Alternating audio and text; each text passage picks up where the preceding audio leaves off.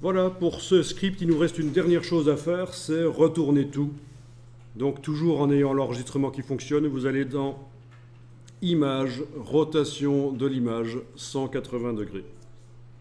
Image, rotation de l'image, 180 degrés. Vous avez le logo en bas à droite. Encore une fois, s'il est trop près du bord, s'il est trop loin, s'il est trop près du bord droit, s'il est trop loin du bord en bas, si il n'est pas assez visible, tout ça va pouvoir être corrigé après. Le script ne devra pas être changé. C'est juste le fichier original du logo qui sera changé.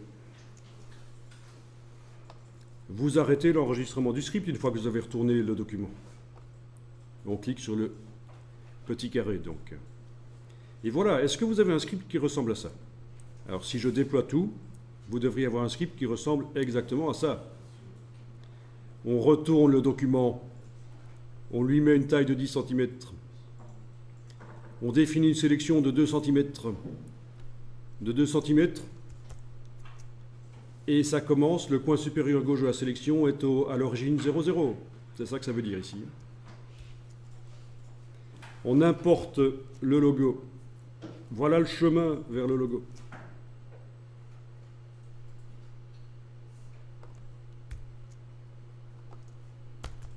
Et on retourne le document. Donc ça, c'est le script que vous devriez avoir. Il faut savoir qu'à ce stade-ci, si Photoshop plante, le script est perdu. Pour qu'il soit figé dans Photoshop, la solution, c'est de quitter Photoshop et relancer Photoshop. À ce moment-là, si Photoshop plante, le script va rester dans la palette. Le fait de quitter Photoshop inscrit le script dans le dossier Photoshop. Sinon, vous avez aussi une autre solution, c'est d'enregistrer sur le bureau, où vous voulez d'ailleurs, vous enregistrez le script. Et alors, il y a une astuce, c'est qu'un script, ça ne s'enregistre pas, c'est le dossier qu'on enregistre en fait. Vous voyez, parce que si je clique sur le nom du script, logo en bas à droite, et que je vais dans le menu de la palette, la ligne enregistrée est grisée.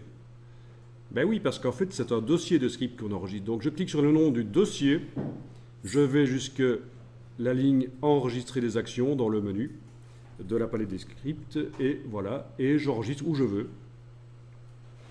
Voilà, par exemple sur le bureau, j'enregistre le point ATN que je vais pouvoir m'envoyer par mail, mettre sur une clé USB, récupérer ça dans un autre Photoshop si je veux, en faisant menu de la palette et en faisant charger des actions.